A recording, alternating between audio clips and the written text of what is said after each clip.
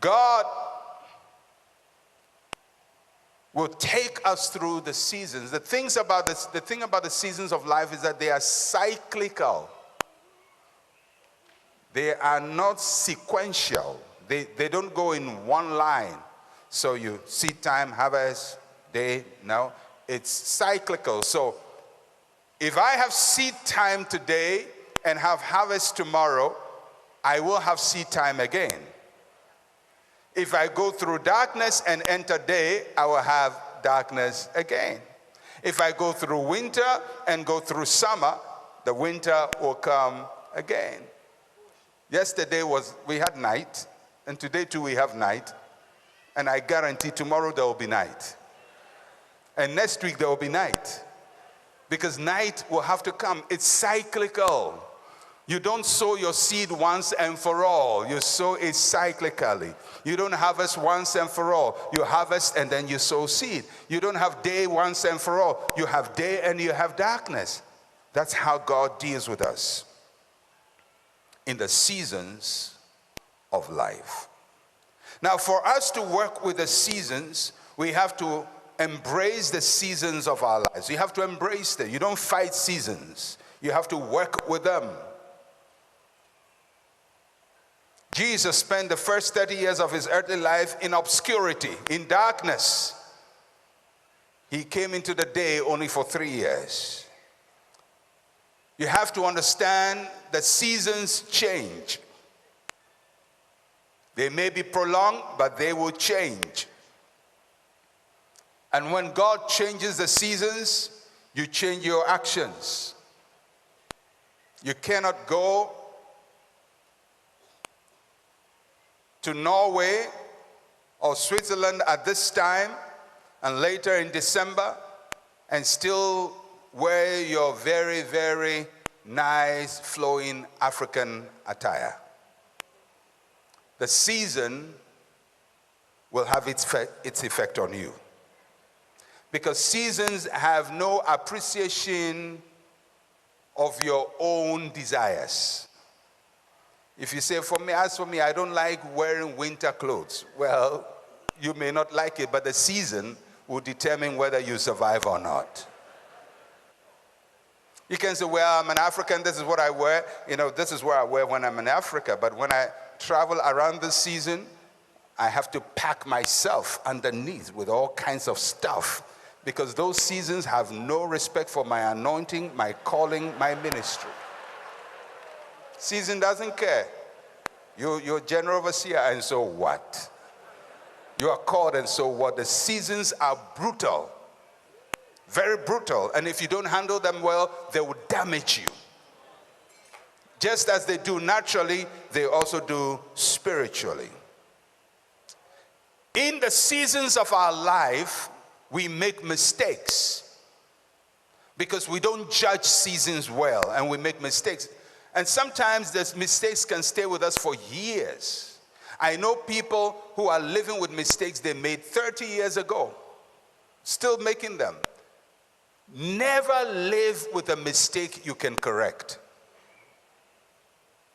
And don't think that the mistake will correct itself.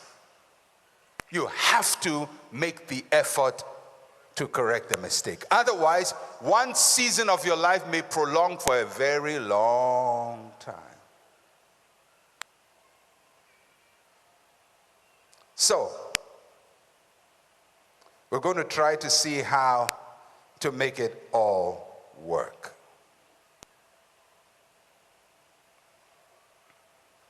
And I'm going to give you two important characters in the Bible, and we're going to look at how seasons worked with them. The first character we're going to look at is Hagar. Hagar in the Bible. You know Hagar? Hagar was the maidservant of Sarah, with whom Abraham had a child. Sarah's plan was to have a child with Abraham through Hagar. Now, however she thought that would work, I don't know. But people have funny ideas about things that they think would work. So he tells Abraham Go have a child with my maid Hagar, and the child will be mine. Abraham says, I don't think that's a good idea. Sarah says, well, I think it's a good idea. So, well, Hagar is available. Abraham makes Hagar pregnant. And then everything backfires, which was predictable. They should have known it would backfire. Everything backfires. Hagar gets pregnant. And as was supposed to happen, she gets pregnant. She begins to despise Sarah because you are about 80 or something years. And for all this time you can't get pregnant. I just came on the scene and look what God, Lord, has done. So she had a lot of praise and worship, worshiping the Lord for his faithfulness, for favor, for breakthrough early in the morning. And Sarah couldn't handle it. So Sarah starts dealing very harshly with Hagar. And she's going through a very difficult time of her life. Hagar is carrying seed. It is seed time for her. It's Abraham's seed. But it's also a cold winter time for her because her madam hates her. She's in seed time in a cold season. Rejection, betrayal, abandonment, harsh treatment. But she's carrying seed. So watch what happens.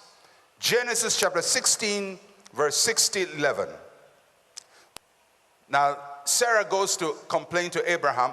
And this is what Abraham says. So Abraham said to Sarai, indeed your maid is in your hand. Do to her as you please. That is not something you tell a woman. Do to her as you please. Now watch what happened. And when Sarai dealt harshly with her, she fled from her presence. So she's in seed time, cold season. You combine the two, she can't handle it any longer. She flees from the house of Abraham. Verse 7. Now the angel of the Lord found her by a spring of water in the wilderness, by the spring on the way to Shur. And he said, Hagar, Sarai's maid, where have you come from and where are you going? And she said, I'm fleeing from the presence of my mistress Sarai. The angel of the Lord said to her, return to your mistress and submit yourself under her hand. Then the angel of the Lord said to her, I will multiply your descendants exceedingly so that they shall not be counted for multitude. And the angel of the Lord said to her, behold, you are with child, and you shall bear a son, and you shall call his name Ishmael, because the Lord has heard your affliction.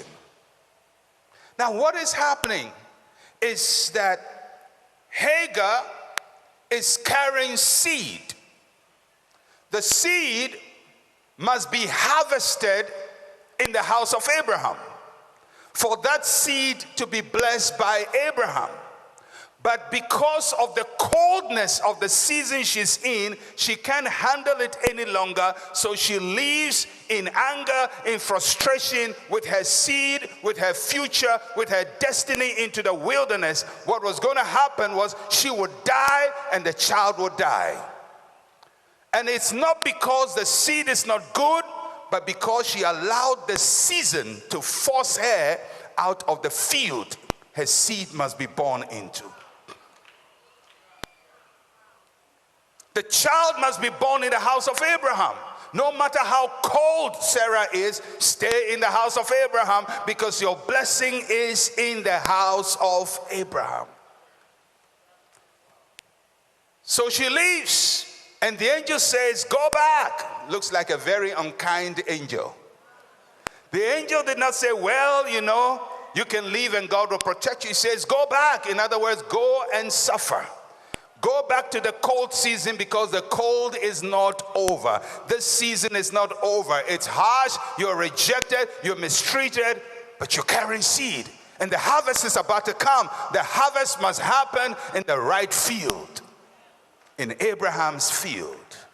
And if you persist and you take that child to Abraham's house, the child will be blessed. And so Hagar goes back to Abraham's house, to a harsh environment, to a woman who doesn't like her, and she's mistreated, and the boy is born. And for 13 years, she endures that harshness. But the boy received blessing from Abraham. Abraham blesses the boy. And then another season comes when now Sarai says to Abraham, send out the bondwoman and the child. And God says to her, it's time for her to leave. So they leave. And when they leave, they go to the same place in the wilderness. And when they get to the wilderness, there's no water. They're dying. The mother is dying of thirst. The boy is dying of thirst. It looks as if the seed is about to be destroyed. But then they have a visitation from an angel, and the angel says something very interesting. The angel says to Hagar, I heard the cry of the boy. The boy is not praying. The boy is just lying down with a heat wave, collapse. But the spirit, the calling, the anointing in him is protecting both him and the mother from starvation and from destruction. So because of the calling and the blessing that they receive from the house of Abraham, they find water, and Ishmael is preserved, and he becomes a leader of princes. I'm not talking about whether Abraham made a good decision or not to go and do what he did. All I'm saying is because she waited for the seasons to change before she moved, her child is preserved, she is preserved, the destiny of the child is also preserved. Do you know the number of, I don't know how many of you pastors are here, but let me speak to pastors especially. I've seen pastors who have run away from the house of blessing because they were treated harshly.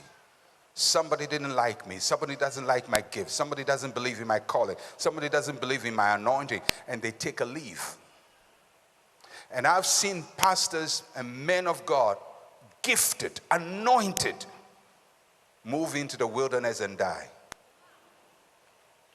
I'm not saying they die physically, but they die. When I was growing up, there were people I knew who were better preachers than me, more anointed, better by any imagination. But you can't find them anywhere. Were they gifted? Yes. Were they called? Yes. Did they have a seed? Yes. But they allowed the seasons to push them out of the house they were supposed to stay in to deliver their baby. And over the years, everything got destroyed. If you don't know where you are and don't understand the seasons of life, you're going to move based on the pressure of life, not the seasons of life.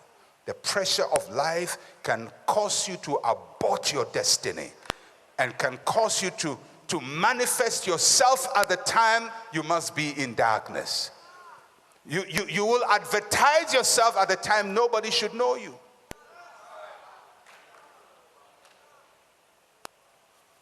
You remember what happened to the wise men who I don't know why the Bible calls them wise men, because I don't see wisdom. You see a vision that God shows you, the King of the Jews has been born, and you know what that means. So you go to the current king and says, Mr. King, where is he who has been born, King of the Jews? We have come to worship him. What kind of question is that? The king says, I'm the king. They said, no, not you. We just saw his star in the east. He's just been born a couple of years ago, and we've come to worship him. Where is he? Well, we don't know. We're trying to find out. We think he's somewhere in your vicinity. So he goes to his research department and says, find out where this thing's supposed to happen. So, well, it's supposed to be in Bethlehem. He says, well, you go find the king and just come and tell me that you found him, and I'll come and worship him with you. and those wise men would have gone back.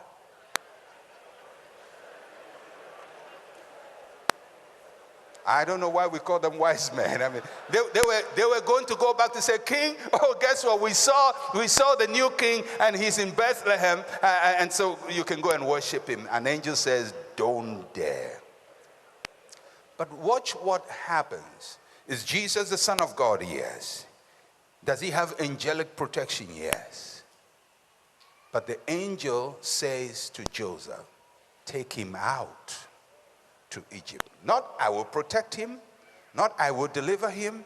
Take him out to Egypt, because if he gets exposed at this time, it's gone.